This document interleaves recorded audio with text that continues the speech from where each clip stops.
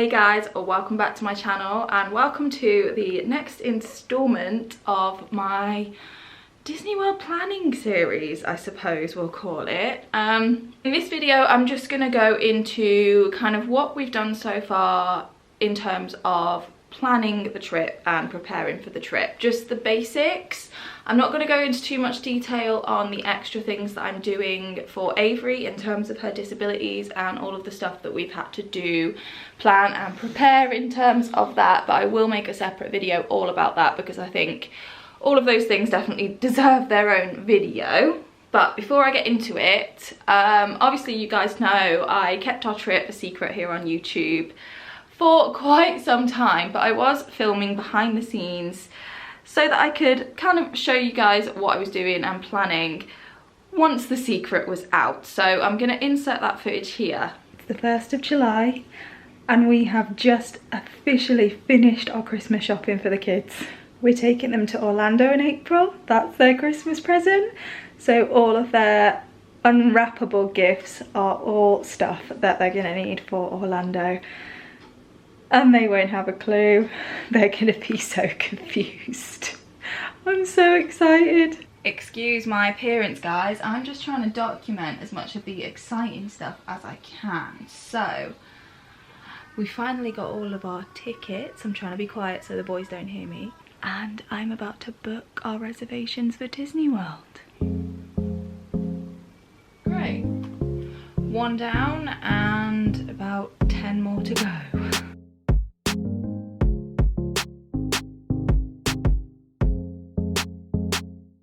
And we're done, all reservations are made. It is the 18th of November and I am about to make our final payment on the holiday, and that is it then. Tickets paid for, holiday paid for. We've literally been paying this off now for so long, so it's going to feel so refreshing having that paid off, and it's only a few more weeks now until we tell the boys and then they'll be in on the secret and they'll be really excited too. I'm so excited, like I don't think I've ever been more excited for anything. I can't wait to see their faces and see how excited they are. They so deserve this. They all do. Avery, the boys, me and Josh, we all really deserve this.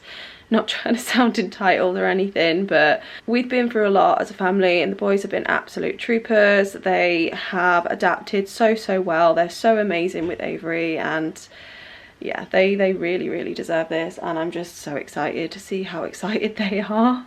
Anyway, I'd better pay it first. Yes, I am wearing a dressing gown in the middle of the day because it is freezing cold today, so I've got my dressing gown on over my clothes. So we're telling the boys about our trip on Christmas Day, and I thought it would be really fun to do a bit of a scavenger hunt. There's a lot of different ways that we're kind of surprising them. So they've got like suitcases they're going to open, and I've done a little video, but I thought to lead them all to that stuff, it would be nice to do a scavenger hunt. I thought it'd just be something really fun for the boys.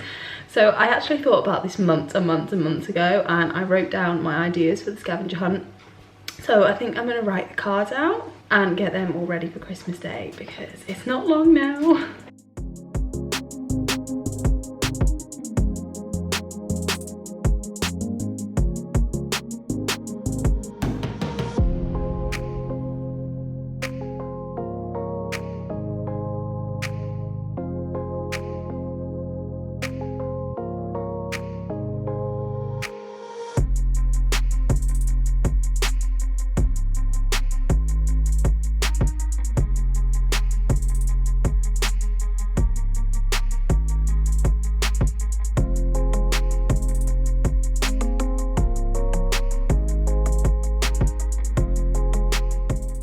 Please excuse my appearance. I know I look a right mess, but Avery is sleeping, the boys are in their room, and I really wanted to capture this. So I made this about 6 to 9 months ago at some point, and I'm gonna wrap it up, ready for Christmas. This is, I imagine, what they will open very last because it's their countdown. I was so excited for this, and I just thought it's something really fun for the boys to do on the build up. So we have 115 days from Christmas. It took me a while, I'm not gonna lie, but I am quite proud of it and I'm looking forward to wrapping it up. Eli actually found this wrapping paper when we were doing our food shopping in Lidl, and obviously he's totally oblivious, but he thought it was nice because we went to Disneyland Paris this year, and it's just so perfect because it's got Minnie and Mickey all over it, and obviously you get the gist. I'm not going to say anything definitive out loud because the boys are in their room and I'm just worried that they'll overhear me.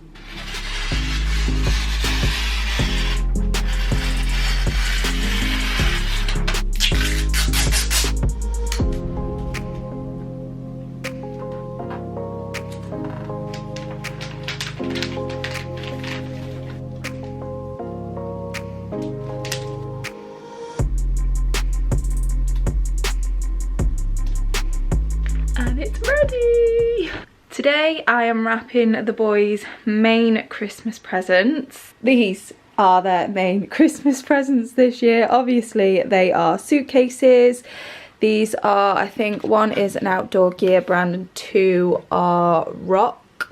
Yeah, Rock. We just bought these from a shop near us called Trago Mills, and they're really nice actually, really nice quality. I actually think I like these better than my own. But yeah, the boys' main presents are their suitcases, and then inside their suitcases there will be one of these each for them, and what this is actually a rucksack. So I bought Zach a Jurassic World one, Marley a Star Wars one, and Eli a Spider-Man one, and then inside their rucksacks they have all of their kind of Disney bits and stuff that would have easily given away what we're doing. So it's all in there inside the suitcases, and I'm not sure if I mentioned, but their scavenger hunt will lead them to a video, and then after the video they will open what is inside the suitcases and then see all the Disney bits. So by that point the cat will already be out of the bag. We decided not to buy the boys a lot of extra things. We decided that all the gifts they were going to get for Christmas were going to be things we were going to need to buy for them anyway for this trip, because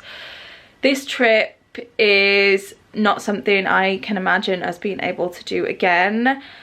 The amount of effort and time and money that has gone into planning this is definitely not something that we could keep doing on Christmases. I don't want the boys to think that that is normal. I want them to feel as though they are incredibly lucky, because they really are. We all are incredibly lucky, but Josh and I have worked very hard to make this happen. But that is the reason why we decided not to get them kind of toys and games and things. We've bought them a few stocking filler bits that aren't kind of Orlando related, but the rest of it is all stuff that they're going to need for the trip. So I imagine they'll find it a bit strange on Christmas Day when all they're really opening is clothes, but obviously when they get to their main presents they will understand why. And I am hoping that they all really understand that this isn't normal. This is a huge trip, a huge opportunity, and they are very lucky. So yeah, that was our kind of logic behind it anyway. Excuse the state of my room, by the way. I'm not wrapping the suitcases in the Disney wrapping paper just because once they see that they're suitcases, I really don't want to give the game away before they've watched the video, because I've really planned this down to a T and I'll be so disappointed if anything kind of gets in the way. I've been terrified that one of us is going to let it slip, or they're going to figure it out, or someone else is going to let it slip, but we've managed to keep it a secret for nearly 2 years, so I am really hoping that this all goes to plan. I have no idea how I'm going to wrap these. I'm kind of hoping it will fit in the wrapping paper without me having to cut it up too much. Obviously I'm kind of working with little space here as well, so it's not the easiest. Oh my goodness, imagine when I have to pack 6 suitcases. That is going to be fun. I nearly forgot to put the backpack inside it then.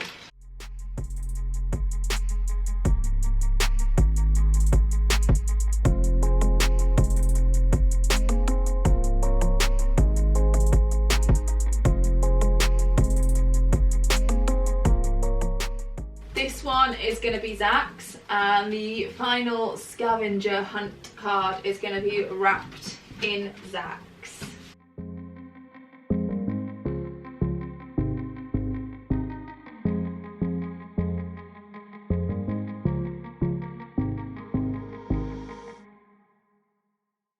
3 suitcases all wrapped up.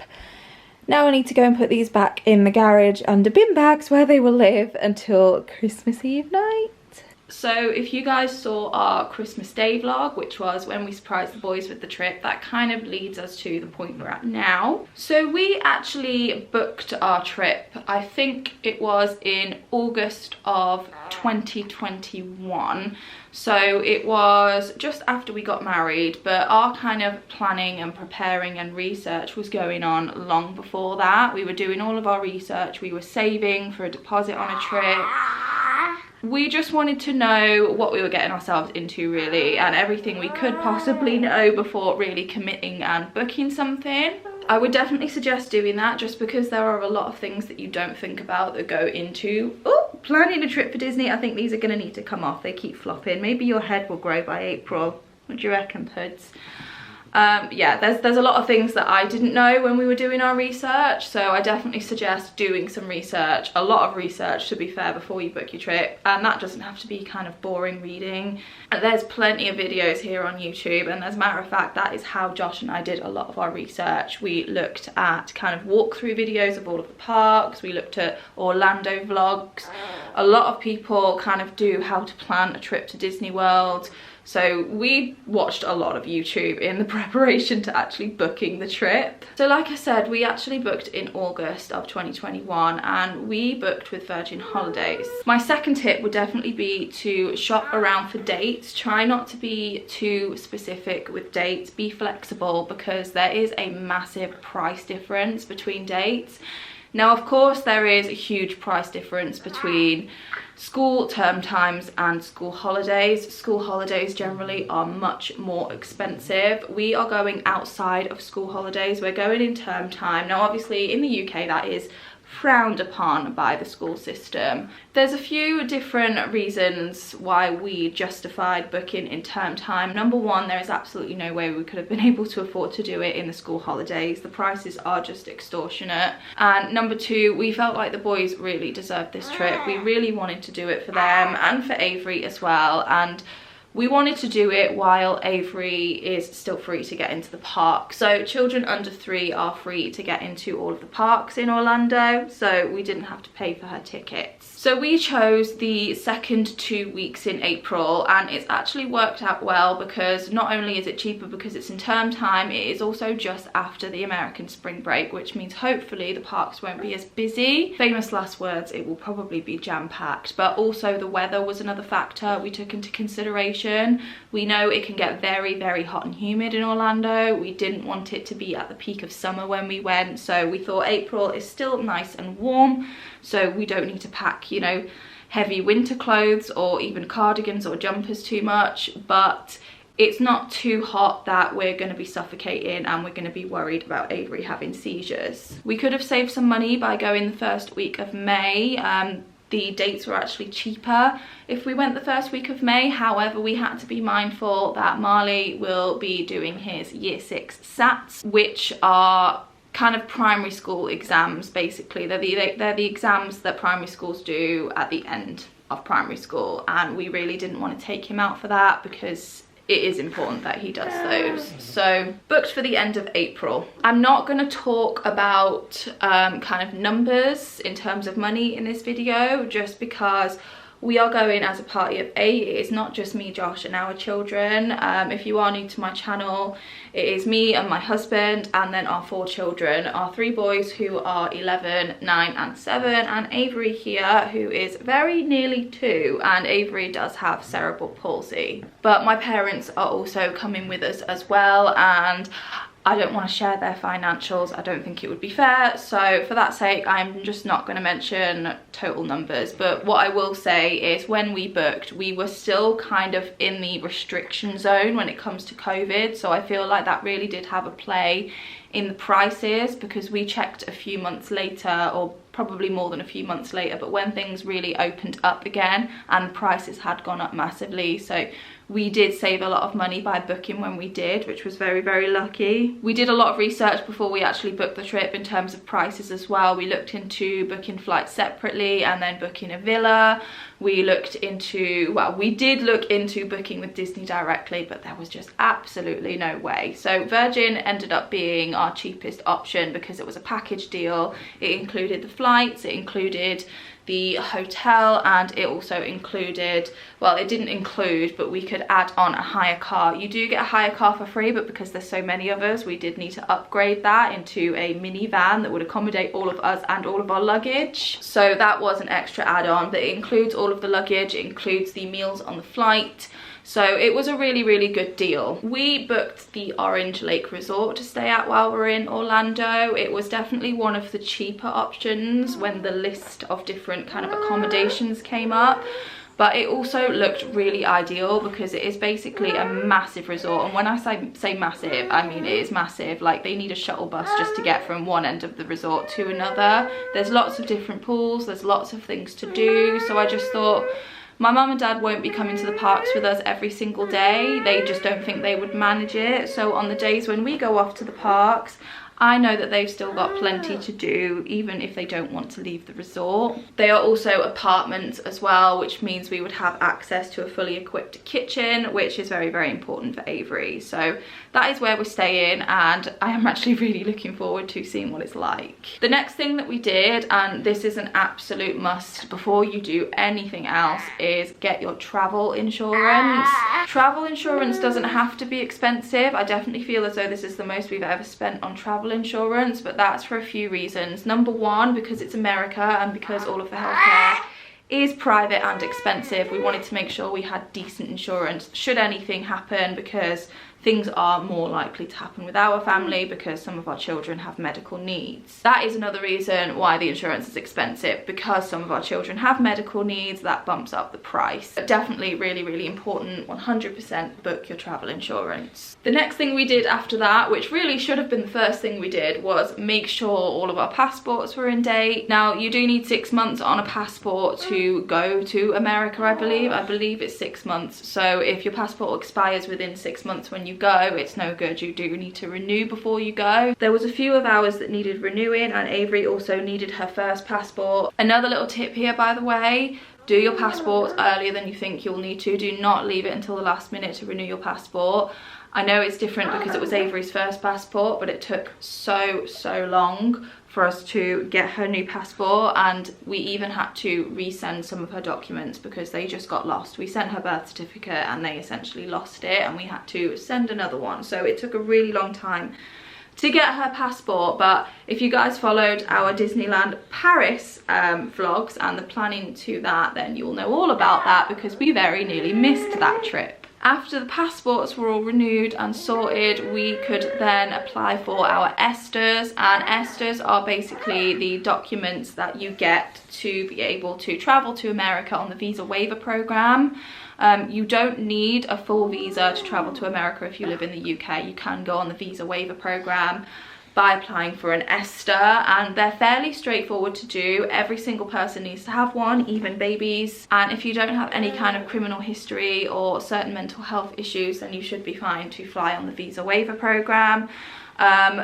Zach's actually got denied the first time round, but it was my own fault. I checked yes for a mental health issue, just because I was so scared to lie on the form, and I knew he had autism spectrum disorder, and I think the way they worded it was a mental health disorder, and I thought, well, autism's in the brain and it's a disorder, so maybe it is a mental health disorder. I checked yes, but then I later learned that it is not classed as a mental health disorder, it is a disability.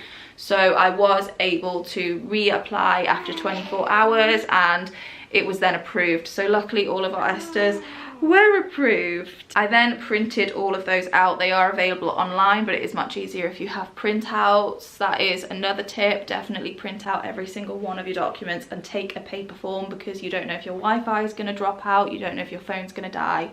It is just much safer to have physical copies of everything. And speaking of our Disneyland Paris trip, we actually booked that after we booked Orlando. So the boys didn't know anything about Orlando at this point, But the reason we booked it, because we were looking to have a little trip away anyway, and we thought it would be a really good idea to take them to Disneyland Paris to basically do a practice run, not just for the boys but for Avery as well, to see how she coped in the heat, because it was very hot when we went. See how she coped with the heat, see how she coped with walking around all day, see how the boys coped, see how Zach coped and how overwhelmed he got being in the parks. We only went for a short amount of time, literally 1 full day and 2 half days, so we weren't there for very long, but the boys had a great time. It was a really good taster for them without them even knowing really, and it was really good for us to just get prepared for what it was going to be like for essentially 2 weeks straight. And we had so much fun. Going on that trip just made us even more excited for Orlando, just because we know how much bigger and better Disney World is. The next thing we did was actually started shopping for Christmas, and I know this sounds completely daft, but hear me out, there is logic behind it. We thought because we were surprising the boys with this trip for Christmas, there was really no need to get them a ton of other toys. I think the trip alone was a massive surprise, and really we kind of blew our budget doing all of that anyway, so there was no way we could do all of the things for Christmas as well. So what we thought we would do is, for Christmas presents, we would buy them everything they needed for the trip. So all of the clothes, rain max, shoes, everything that they were going to need for the trip that they didn't already have, we would buy them and give them to them as Christmas presents, which was great for us because we already knew we were doing it, which means that we could shop in the end of summer sales. So that is what we did. We shopped in the end of summer sales and we picked up some really good deals for summer clothes and other bits and bobs that they needed. So another tip, if you know that you're going well in advance, wait until towards the end of summer and then do your shopping in the summer sales. If you try and shop for summer clothes in the winter, I feel like you'll be a lot more limited because there just won't be as much around. The next thing we did, of course, was book the tickets, and we did a lot of research into how and where to book the tickets. We tried to look for kind of 1 day, 1 park tickets, and we found the easiest way, because I really couldn't find a way to do like 1 park, 1 day tickets easily, not from here in the UK. The easiest way for us to do it was just to do a full 2 weeks tickets. We bought our tickets with attractiontickets.com just because I thought they had the best deal, and we got 14 days worth of tickets for the price of 7. So we have tickets for both of the Universal parks, all 4 of the Disney parks, SeaWorld. I know SeaWorld is controversial, but we are going to be going to SeaWorld for 1 day just because I know how much Zach will love it. He is absolutely crazy for animals and sea life. And when we told him that he was going to see orcas, his eyes just lit up and he was so excited about the dolphins. I know there's a ton of controversy on it, which is why I've not mentioned it yet, but for transparency, we are going to be visiting SeaWorld for 1 day. But along with that, it also includes all of the water parks related to those different theme parks, as well as Discovery Cove. We are gonna go to Discovery Cove. I say we, just me and Josh. This is actually a day that my mum and dad are gonna be watching the kids for us, so we can go off and do something together. And we decided to do a Discovery Cove package, and it is a swim with the dolphins package.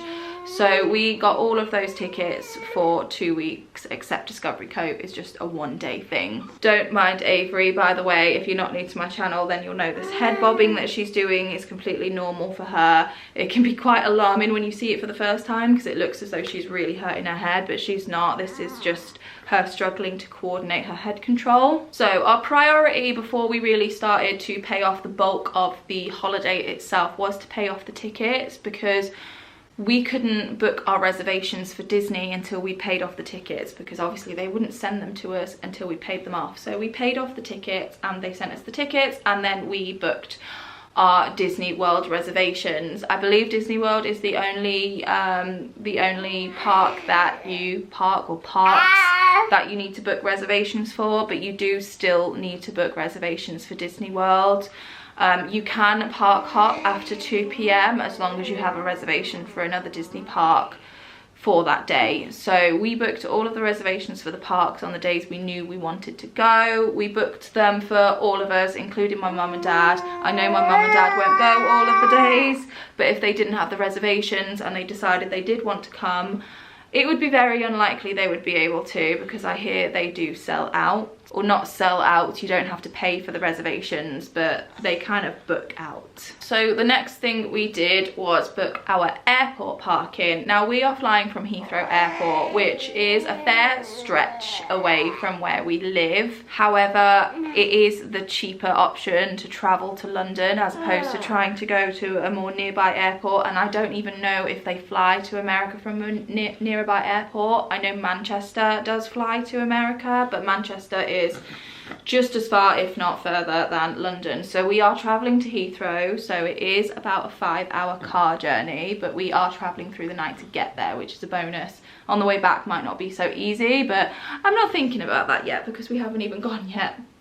But yeah, we're flying from Heathrow, so we needed to book airport parking for the car. Now, there wasn't much of a price difference between just the normal parking where you catch the shuttle to the airport and the valet parking, the meet and greet. So we decided to go for the meet and greet, which means we can park up in the short stay car park, which is literally a 2 to 5 minute walk from the terminal, hand our keys over, and they will go and park our car in a secure location. So that is what we're doing, and we feel like it is going to be a whole lot easier. My mum and dad have not booked their airport parking yet, but I imagine because of the price differences they will probably just go for the same thing. We are taking 2 cars to the airport just because there is absolutely no way we could accommodate all of us in one car, especially with our luggage. That is going to be a challenge in itself. That is another tip, by the way. Kind of figure out your travel to the airport, especially if the airport is far away from you. Don't just think about how you're going to fit in the car, think about all of your luggage as well, because usually you take a hold suitcase and also a carry-on suitcase.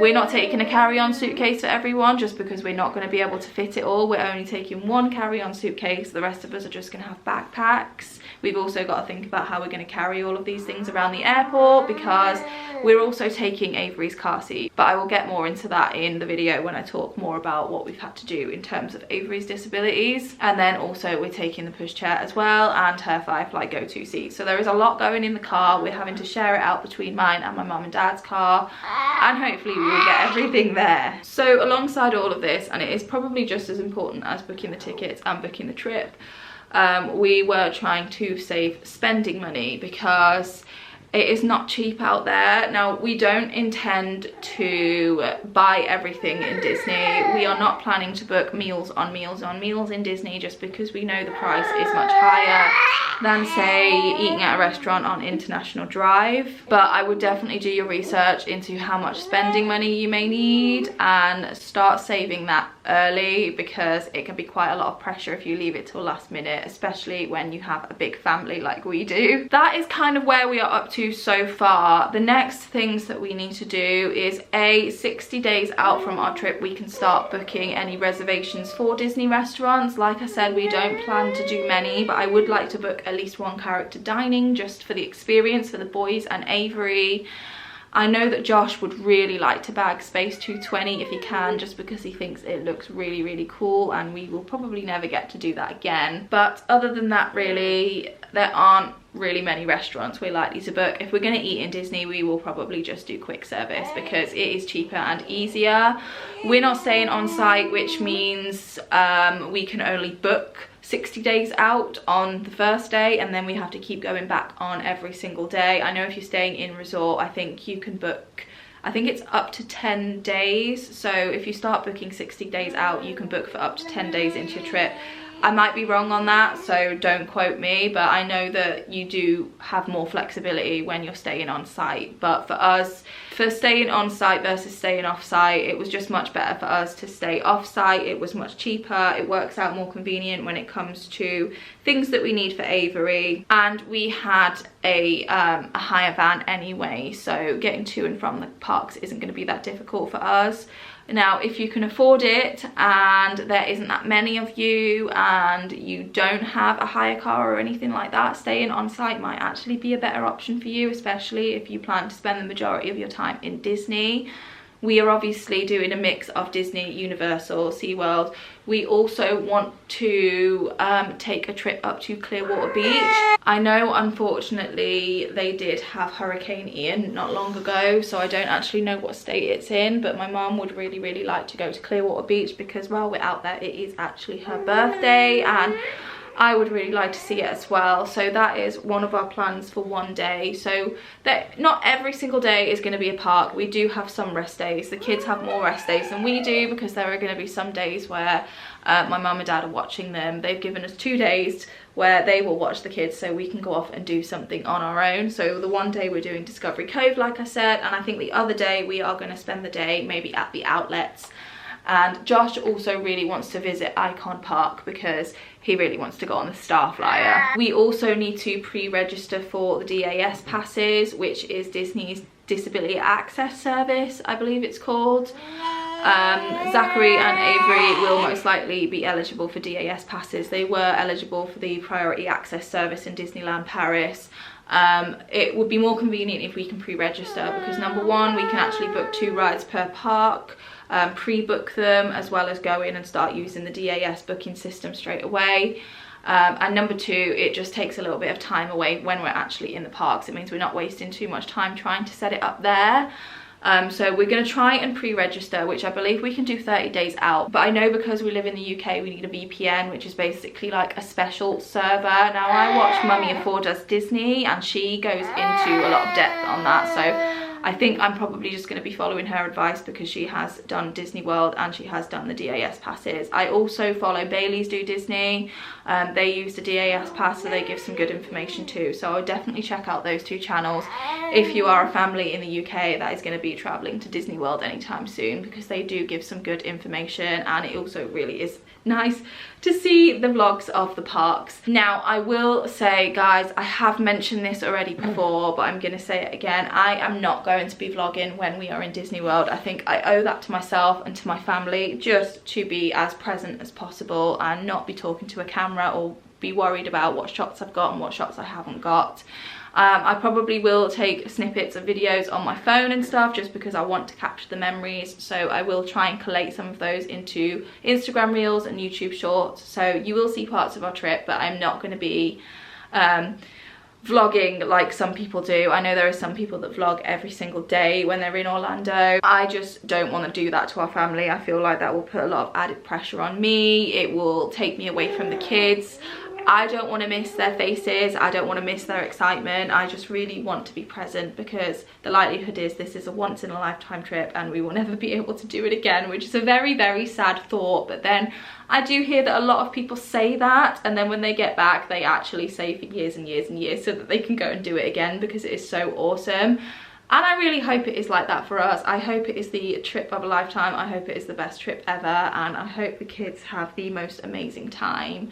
I also hope Avery is still into Frozen by then, because that is actually what triggered us into doing this in the first place. I mean, me and Josh have always wanted to go to Disney World. It has always been a dream of ours. My dad has always wanted to go to Orlando, which is the main reason why I asked my mum and dad if they wanted to come along as well. But when we saw Avery's love for Frozen, it really kind of started getting the cogs moving in our brain, because we just thought, wouldn't it be amazing for Avery to go on the Frozen ride and see all the magic of Disney, especially when she's still this little. I know some people would prefer to wait until their children are a bit older, and we did think about that, but then we thought, once we need to pay for Avery's tickets as well, once the boys are older, because by the way, an adult ticket is 10, I think over 10 in Disney World, or actually in all of the parks. So Marley is 11, which means we had to pay for an adult ticket for him. So if we were ever to go again, it would mean we would most likely pay for an adult ticket for Zach, and possibly even for Eli as well, and then we'd be paying for Avery's ticket too. So we thought we'd rather do it now while we can keep the cost down a little bit. That is another tip, by the way. Don't leave it too late before you go. Don't think, oh, I'll wait until my kids are 10 or 11 or 12 because they'll enjoy it more. I would definitely see if you could do it when they're maybe 8 or 9, and that way you can still get a child's ticket, which is slightly cheaper. So yeah, that is where we are so far, and those are all of my tips. So I hope you enjoyed the video. I hope you did find it helpful. Let me know down below if you've actually found my channel because you are a family that are going to Orlando from the UK. That would be really, really interesting, because I know I do have some very, very loyal followers on here that will just watch this video just to watch the video. But I would really, really like to know if there are any of you that are watching the video for the actual purpose of finding out all the tips and tricks. Like I said, I will do a more in-depth video on how we've had to prepare in terms of Avery and her disabilities, her medication, her feed supplies, all of that. So if that does interest you, then definitely hit the subscribe button so that you don't miss that video. And with that said, I will see you guys in a few days with another video. Bye.